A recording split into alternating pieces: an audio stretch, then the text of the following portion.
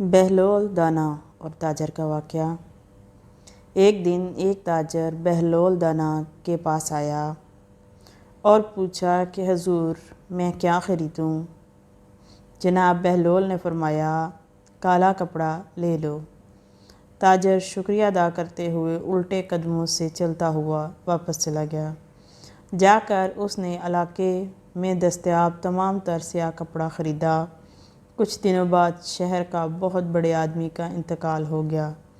رواج کے مطابق ماتمی لباس کے لیے سارا شہر سیاہ کپڑے کی تلاش میں نکل پڑا۔ ہوا اب سارا کپڑا اس تاجر کے پاس ذخیرہ تھا، سو اس نے منہ مانگے داموں فروخت کیا اور تاج نے اتنا منافع کمایا جتنا ساری زندگی نہ کما سکتا تھا۔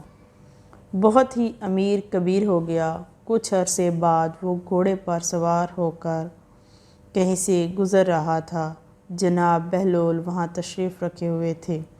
وہ وہیں گھوڑے پر بیٹھے۔ اس بار بولا، اوئے دیوانے، میں اس مرتبہ کیا خریدوں؟ بہلول نے کہا اس مرتبہ تربوز خرید لو۔ وہ بھاگا بھاگا گیا اور تربوز خرید لیے، لیکن تربوز چند ہی دنوں میں خراب ہونا شروع ہو گئے اور اس کا سارا روپیہ ڈوب گیا، کیونکہ اس نے اپنے تمام پیسہ تربوز خریدنے پر خرچ کر دیا گیا تھا، تو اس لیے وہ بہت نقصان ہوا۔ بہلول پھر اس دانا کے پاس آیا اور معاملہ پیش کیا کہ اوئے دیوانے، تم نے میرے ساتھ ایسا کیوں کیا؟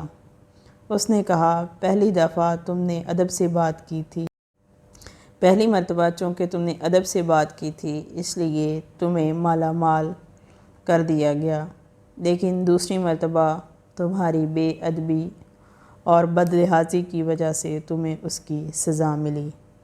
با ادب با نصیب، بے ادب بے نصیب۔